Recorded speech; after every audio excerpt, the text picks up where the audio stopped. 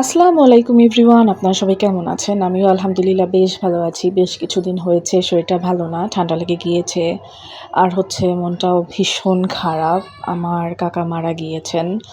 আর আসলে সবসময় তো রান্নাবান্না নিয়েই কথা বলি। তো আজকে না হয় একটু ব্যক্তিগত কথা বলি। তো আমি হচ্ছে গিয়ে আমার চাচার খুবই আদরের একজন ভাইঝি ছিলাম। আর আমার কাকা মারা যাওয়াতে আমি বেশ কিছুদিন যাবৎ খুব মানে কি বলবো উম ডিপ্রেশনে চলে গিয়েছি। মনটা এত খারাপ বলে বোঝাতে পারবো না। তো যাই হোক সবসময় তো উম মানে স্যাডনেস নিয়ে বসে থাকলে হয় না। কাজ করতে হয় বা জীবনের প্রয়োজনে চাহিদা অনুযায়ী বাঁচার জন্য কাজ করতে হয়। তো বেশ কিছুদিন বাসায় রান্নাবান্না করিনি। তো আজকে রান্না করব ভাবছিলাম।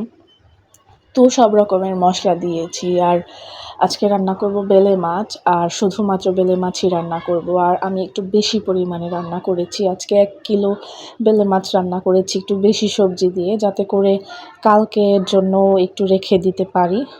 কালকে রান্না করতে না হয় এইজন্য। আজকে রান্না করব। আজকে অল্প একটু খাবো আল্লাহ বাঁচালে। আর কালকে আবার অল্প একটু খাবো। বক্স ভরে রেখে দিব।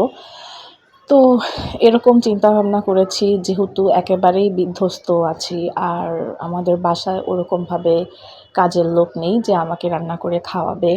মন খারাপের সময়ও নিজের কাজ নিজেই করতে হয়।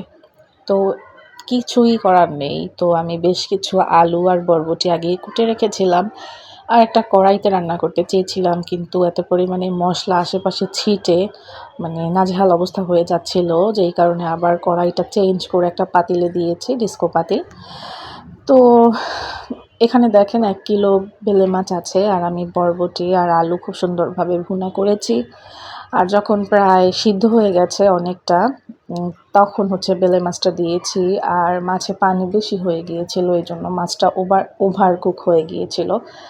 মাছটা মানে এই বেলে মাছ, তারপর হচ্ছে গিয়ে পাবদা মাছ, এইসব মাছ অল্প সিদ্ধ করলেই হয়। তারপর মাছ, এগুলো বেশি সিদ্ধ করতে হয় না। অল্প একটু সিদ্ধ করলেই হয়। যেহেতু পানি বেশি হয়ে গিয়েছিল, তাই আমি তাড়াতাড়ি গ্যাসে দিয়েছিলাম আর তাড়াতাড়ি পানিটা টানিয়ে নিয়েছিলাম। আর এই যে দেখেন, আমি একটা বক্স ভরে রেখে দিব কালকের জন্য।